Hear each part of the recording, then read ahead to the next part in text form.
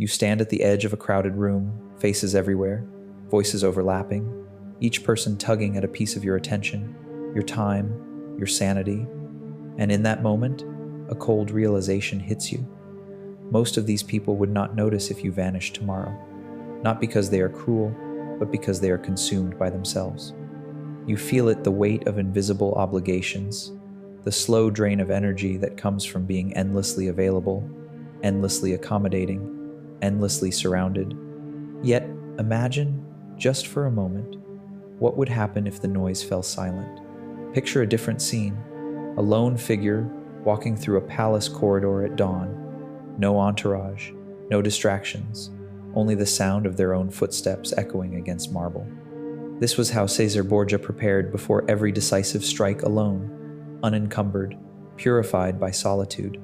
And it was in these quiet hours that he became dangerous, focused, certain, untouchable. You have the same capacity for power, but the world has buried it beneath constant connection. Every notification, every favor, every draining relationship is a thread that binds you to mediocrity. Break the threads, and you stop being pulled. Break enough of them, and you start to move entirely on your own terms. But here's the paradox. Cutting people off isn't about isolation. It's about elevation. When you remove the unnecessary, the essential comes into view. When you step back from the crowd, you finally see who you are without their noise shaping you. And when you reclaim your time, your boundaries, your mental territory, your power once scattered begins to multiply. The question is simple, but sharp as a blade. What would your life look like if you stopped giving pieces of yourself to those who haven't earned even an inch? Let's begin.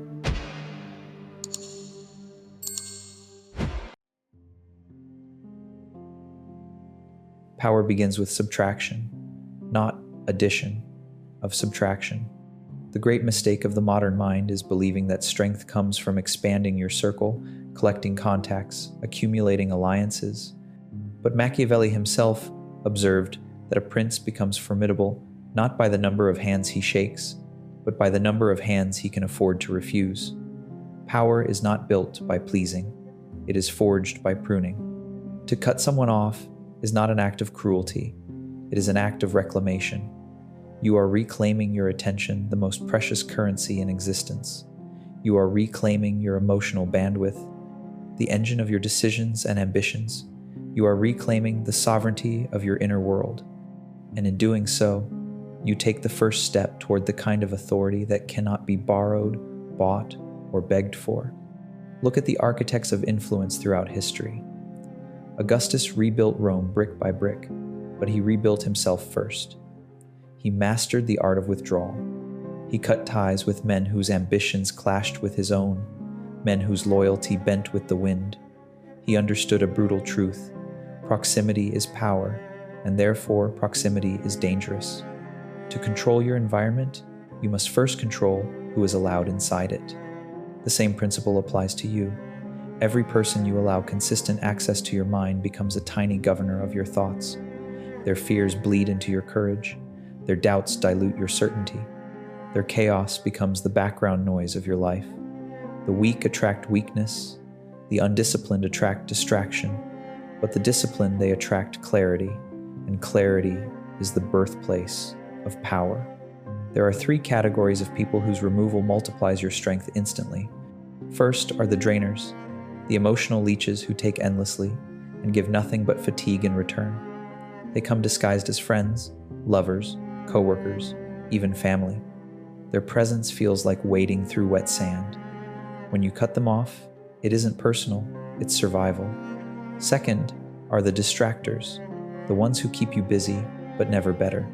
They invite you to mediocrity, to comfort, to stagnation disguised as pleasure.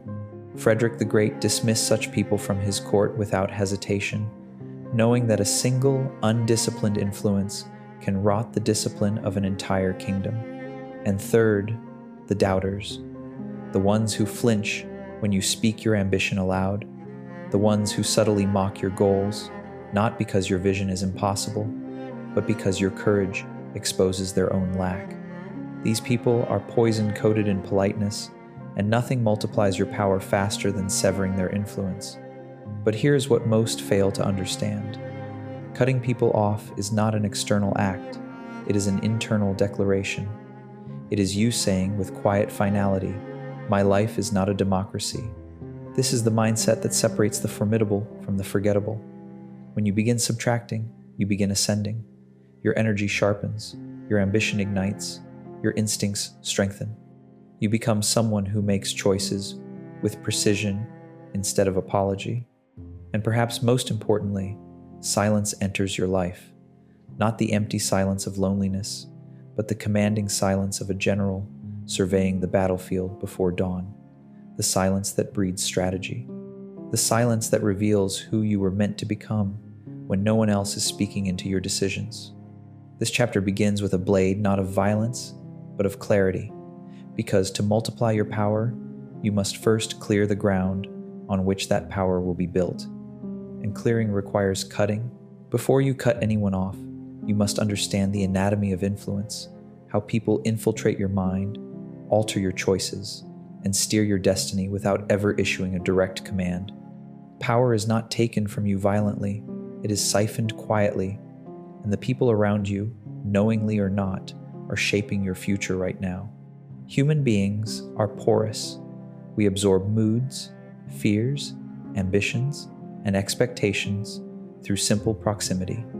This is why the strongest rulers built layers of distance between themselves and the masses. Louis XIV structured Versailles as a labyrinth of corridors, etiquette, and ritual, not for vanity, but for insulation. Distance protected his mind. Distance magnified his aura. Distance ensured that no common whisper could contaminate his will. You must cultivate your own Versailles, not a palace of gold, but a palace of boundaries. The first boundary is mental. Many people live in your head rent-free, replaying in your thoughts long after they've left the room. Their judgments echo, their negativity lingers. Their expectations tighten around you like vines. Cutting people off begins not with blocking numbers or ending conversations, but with extracting their presence from your inner dialogue. Ask yourself, whose voice interrupts your ambition? Whose opinion do you fear? Who would you secretly like to disappoint, just to prove to yourself that you no longer answer to them? Those are the first to remove. The second boundary is energetic. Every time you engage with someone, your nervous system calibrates to theirs. If they are frantic, you become tense. If they are pessimistic, your vision dulls. Catherine de' Medici surrounded herself with astrologers, scholars, and spies, not because she needed constant counsel, but because she understood the power of controlled influence. She curated her environment like a weapons cache, ensuring every presence around her sharpened her instead of weakening her. You must curate with the same ruthless precision. The third boundary is behavioral.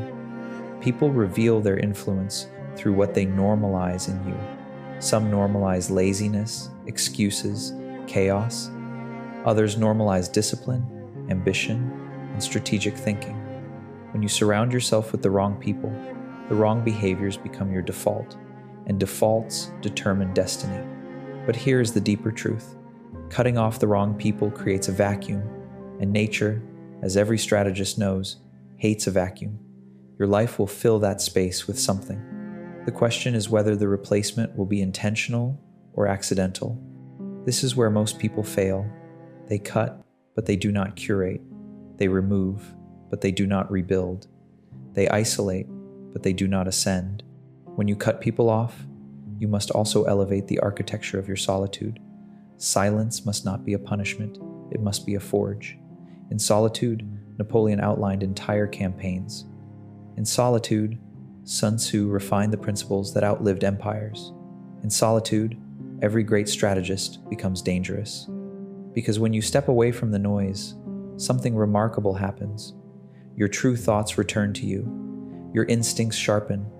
Your ambition stops whispering and starts roaring.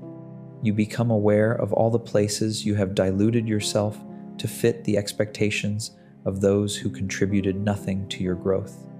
This is why your power multiplies, not because you lose people, but because you recover yourself. Every cut is a reclaiming, Every boundary is an expansion. Every silence is a sharpening. And the world has no defense against the individual who knows how to stand alone, by choice, not by circumstance. There comes a moment in every ascent when silence becomes a weapon, not the passive silence of avoidance, but the deliberate silence of strategy. When you cut people off, you are not merely removing them from your life. You are removing their access to your evolution.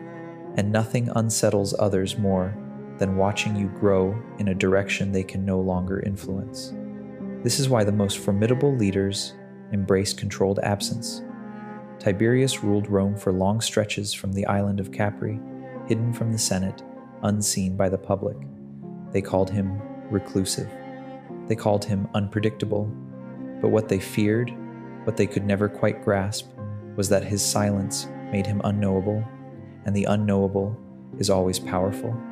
When you pull back, you create the same effect. The moment you stop explaining yourself, people lose their sense of control over you. The moment you stop defending your choices, others lose the illusion that their approval matters. The moment you withdraw your energy, you stop being someone they can drain, distract, or define. Your absence forces them to confront a truth they never expected. You aren't dependent on them, they were dependent on you. But controlled absence must be paired with disciplined presence. Cutting people off means little if you continue presenting yourself to the world in the same diminished form. You must rebuild your presence into something sharper, colder, more intentional. Start with the way you carry yourself. Power is not loud, power is weighted. Frederick the Great once said that a ruler must move like a blade in its sheath, contained, but unmistakably dangerous. When you enter a room after distancing yourself from the wrong people, your silence should feel like a shift in the atmosphere, as if you brought clarity with you. Next, reconstruct your emotional posture. Stop reacting quickly. Quick reactions reveal too much. Desires, fears, insecurities. Slow your responses. Allow others to sit in the discomfort of not knowing what you think. When you cut ties, you also cut the strings that once puppeteered your emotions. This is what unnerves the world. The realization that you no longer dance to its rhythm. Finally, sharpen your ambitions in private. This is the step most overlook. Cutting people off gives you space, but if you do not fill that space with disciplined construction, you merely replace noise with stagnation. Become intentional. Build routines that ignite your mind. Feed your intellect with the kind of insights that create distance between who you were and who you're becoming. Because here is a truth few hear without resistance. When you separate yourself from the masses, you don't just remove their influence, you outgrow their world. You begin to walk a path too narrow and too steep for most to follow. And the higher you climb, the smaller your circle becomes, not out of bitterness, but out of necessity. Your power multiplies in this ascension because the air is thinner, the view is clearer, and the noise cannot reach you. This chapter marks the turning point, where solitude transforms from a shield into a throne. And from this throne, you will decide who, if anyone, deserves proximity to your empire. Cutting people off is not merely subtraction, it is restructuring your personal empire. Rome did not become Rome by accident. It became Rome by turning disorder into architecture, chaos into hierarchy, and scattered loyalties into a unified, disciplined force. Your life requires the same ruthless reorganization. Once you remove the wrong people, you must redefine the laws that govern the world around you. Without this step, the void you created will be filled by the same patterns, the same personalities, the same quiet assassins of your potential. Power multiplies only when new rules replace old habits. The first law is the law of selective access. Great rulers never made themselves common. They understood that scarcity produces value, and value produces influence. Peter the Great allowed only a few to stand close enough to see his true intentions. Everyone else saw a calculated facade, a mask designed to maintain authority. You must create your own version of this mask, a boundary that separates the public version of you from the strategic core. Your time becomes a gate, and only the worthy receive a key. The second law is the law of intentional alliance. Not everyone you cut off stays gone forever, but those who return must earn their way back through alignment, not nostalgia. Loyalty is meaningless if it doesn't strengthen your direction. Real allies do not drain. They accelerate, they sharpen your intellect, steady your emotions, and honor your ambitions without fear or envy. Napoleon once said he could forgive anything except uselessness in those who stood beside him. You should be just as discerning. The third law is the law of energetic reciprocity.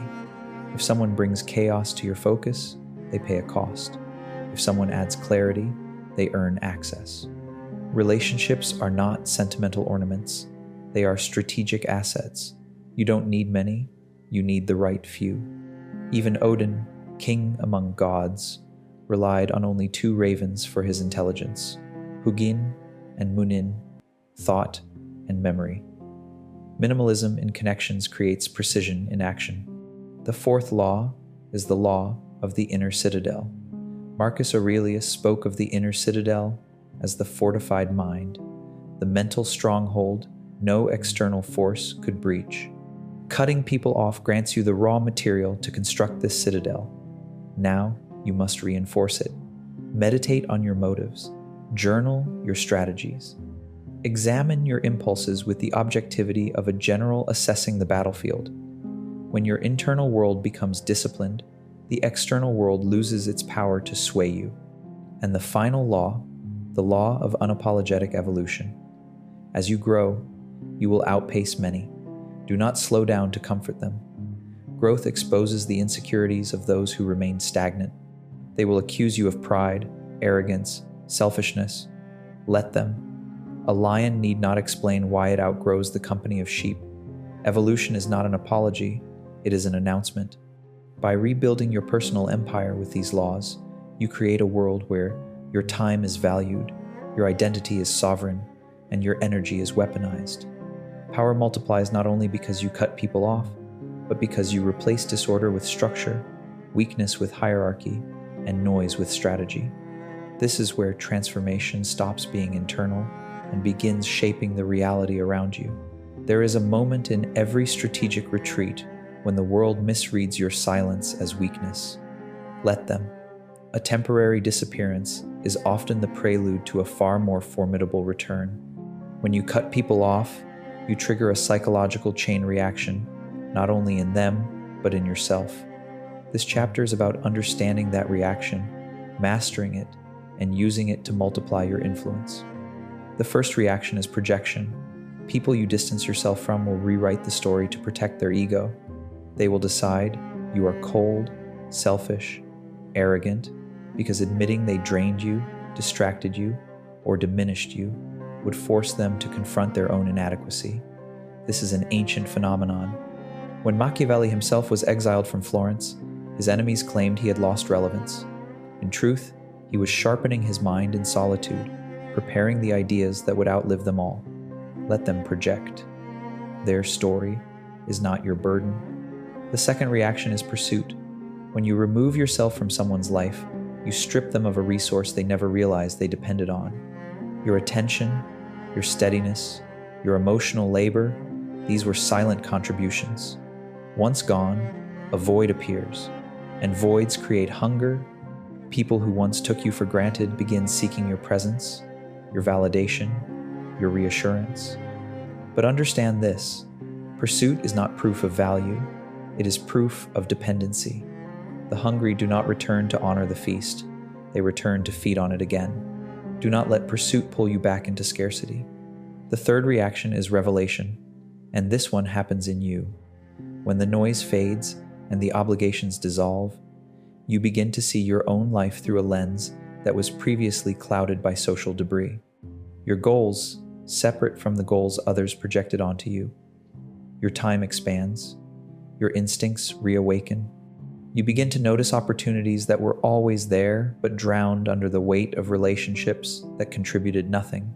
Solitude becomes illumination. This is when you must be most vigilant. With clarity comes the temptation to fill the silence quickly, to add new people, new commitments, new distractions, simply because empty space feels unfamiliar. Avoid this trap. The vacuum you created is sacred. It is the breeding ground of your next transformation. Study the great tacticians. Julius II, the warrior pope, withdrew before launching his most decisive campaigns. Stalin disappeared from public view before consolidating power. Even Steve Jobs, after being ousted from Apple, vanished into private work, only to return and reshape the world. In every case, the silence was not passive, it was preparation. Your own silence must serve the same purpose. Use this phase to audit your desires. Which ambitions are truly yours? Which dreams did you inherit from the expectations of others? Which goals ignite you when no one is watching and no one is applauding? This is the period when you rebuild your identity, not as a reaction to your past environment, but as a projection of the future you intend to command. And gradually, something shifts. You begin to choose your actions with precision rather than pressure. You begin to guard your time as if it were royal currency. You begin to recognize the difference between genuine connection and emotional convenience. The world becomes clearer, you become steadier, and your power, newly consolidated, newly concentrated, begins to multiply. This is the chapter where distance becomes destiny. As your silence deepens and your circle contracts, a new force begins to shape your life: authority. Not the authority granted by titles, applause, or social approval, but the authority that radiates from someone who governs themselves with precision. When you cut the wrong people off, you remove the static that once diluted your presence. What remains is a sharpened signal, unmistakable, undeniable, and quietly commanding. This chapter is about understanding that authority, cultivating it, and using it as the cornerstone of your ascent. Authority begins with self-mastery. Every powerful figure understood that domination of others is impossible without domination of the self. Lorenzo de' Medici taught that influence flows not from force, but from composure, the calm of a man who knows he cannot be swayed. When you stop allowing toxic voices into your mind, your emotional landscape stabilizes. You stop reacting impulsively. You stop explaining defensively.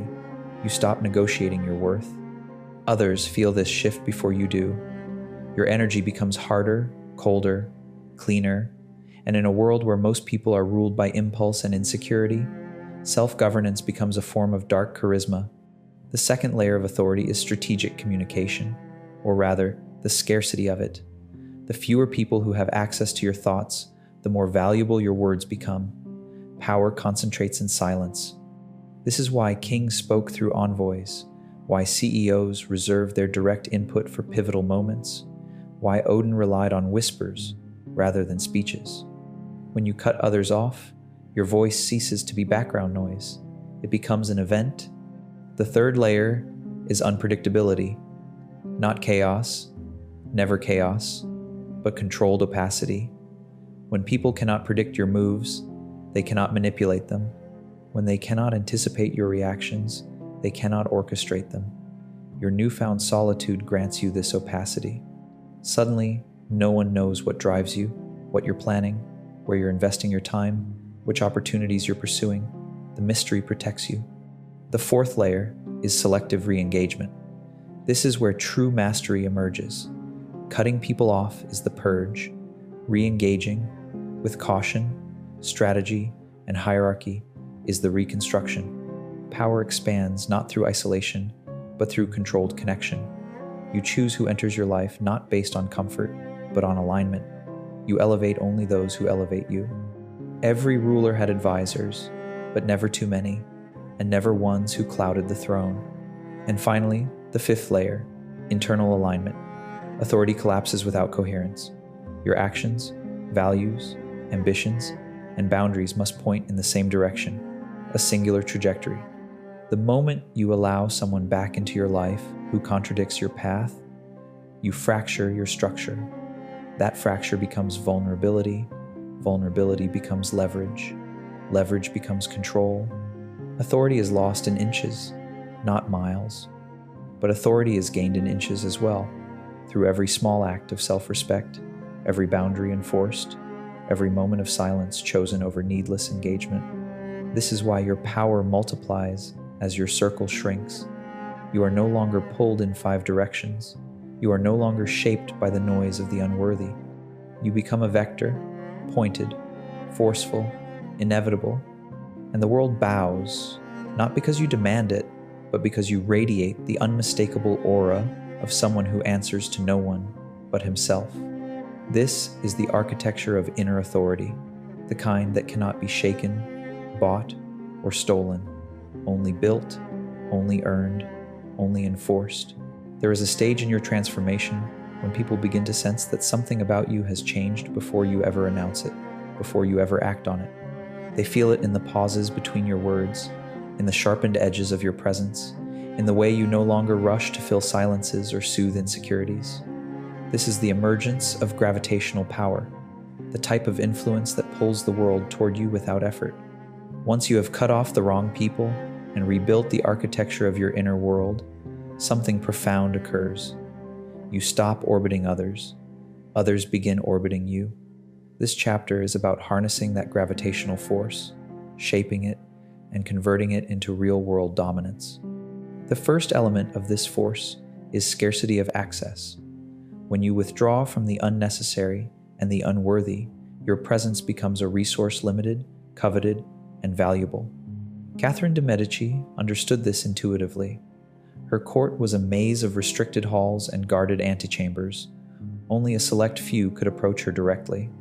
This scarcity amplified her influence, magnifying every decision and every word. The less available you are, the more weight your presence acquires. The second element is the slow reveal. Power grows when others cannot fully decode your intentions.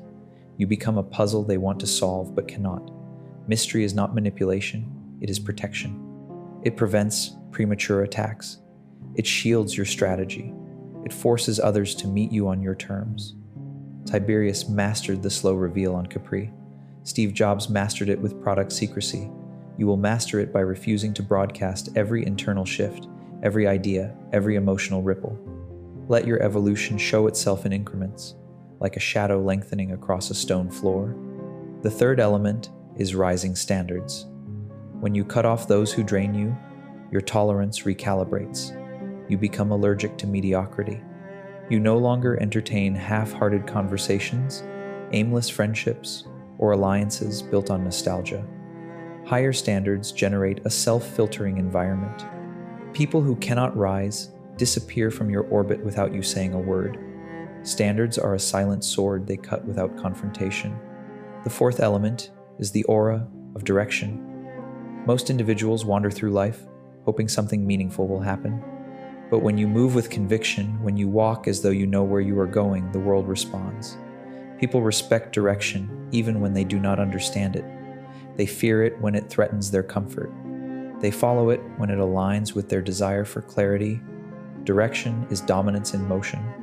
And the final element of gravitational power is this: you no longer negotiate your identity. Once you have stood alone long enough, once you have removed the noise and curated your solitude, a truth settles into your bones.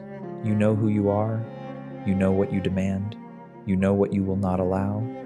You become immovable, and immovable people reshape their surroundings. They command respect without asking. They command attention without chasing. They command loyalty without begging. They become, in essence, their own center of gravity. This is the multiplication of power that begins when subtraction is complete. This is the ascent that follows the purge. This is what happens when you stop giving yourself away and start reigning over the empire of your own mind. You are no longer influenced. You are the influence. By now, your solitude has hardened into strength, your boundaries into architecture, your silence into strategy. But there remains one final transformation, the shift from internal mastery to external consequence.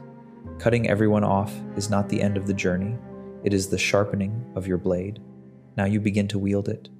This chapter is about the world's response to your ascent and your response to the world. When you rise, you create tremors. The people who once had access to your time, your energy, your emotional labor will feel the ground shifting beneath their feet. Some will resent you. Some will envy you. Some will attempt to return with soft apologies or familiar nostalgia. Do not be fooled. Nostalgia is simply the past asking for a second chance it has not earned. The first external consequence of your transformation is resistance. When you stop being malleable, those who once shaped you will test your new edges. They will push to see if your boundaries are real or theatrical.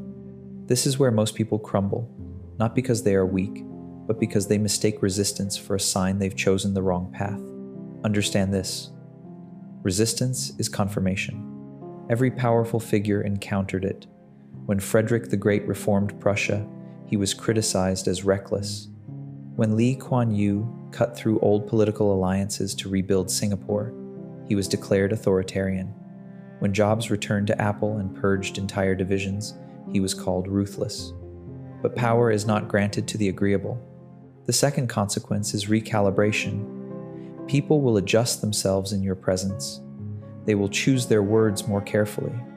They will sense that you have become someone who cannot be guilted, pressured, or coaxed back into smallness. This shift is subtle but unmistakable. The way conversations become more respectful, the way your time is no longer taken for granted, the way your no starts carrying the weight of law. This is not intimidation. This is equilibrium. The third consequence is attraction. When you sever unhealthy connections, you become a magnet for stronger ones. High-value individuals are drawn to clarity, direction, and emotional independence. They see discipline as a mirror of their own. They recognize sovereignty when they encounter it. Great generals sought alliances with other great generals. Visionaries sought the company of visionaries. In the same way, your new identity will draw people who match your pace instead of slowing it. The fourth consequence is opportunity. When your focus is no longer scattered across unworthy demands, you begin to notice openings in business, in creativity, in influence that once hid beneath the noise. Your ascent accelerates. The world that felt resistant now feels malleable. You act with precision because you have reclaimed the time and clarity needed to act at all. And finally, the fifth consequence, legacy. Cutting people off is not about isolation. It is about becoming someone whose life is shaped by intention rather than interference. When you remove the wrong voices, your voice becomes louder. When you break from old patterns, your new ones become legendary. And when you stop allowing the world to drain you, you begin to shape the world instead. Your transformation is no longer personal. It becomes generational. It becomes mythic. It becomes the story of someone who refused to shrink and, in doing so, discovered how expansive they truly were. This is the final metamorphosis.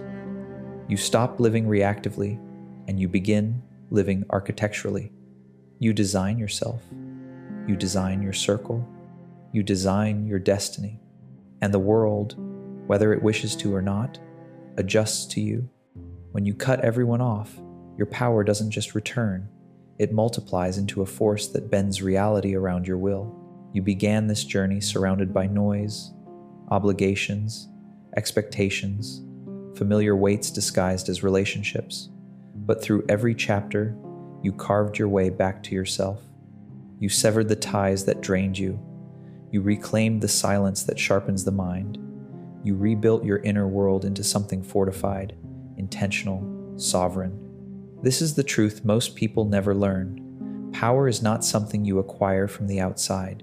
It is something you uncover by stripping away everything that never belonged. Cutting people off was merely the first incision. What followed was evolution. You learned the architecture of boundaries. You mastered the psychology of distance. You rebuilt your identity in solitude. You emerged with an authority that bends the world instead of yielding to it. Now you stand where few ever reach, a place of calm dominance, where you no longer navigate your life according to the whims of others. The empire you command begins within, but its influence radiates outward. People feel your presence. They adjust to your standards. They sense the sharpened gravity of someone who has shed their former skin. This is the quiet terror and the quiet beauty of power. It multiplies in those who are willing to walk alone long enough to find it. Carry this new identity into every decision, every alliance, every ambition. Guard it, expand it, Wield it with precision. The world becomes malleable for those who refuse to be malleable themselves. And if this journey has fortified you, if it has awakened something sharper, colder, and more certain, then claim your next step with the same decisiveness you've shown here.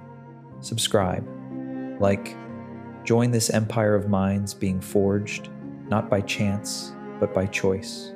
Power favors the deliberate, and you are becoming unstoppable.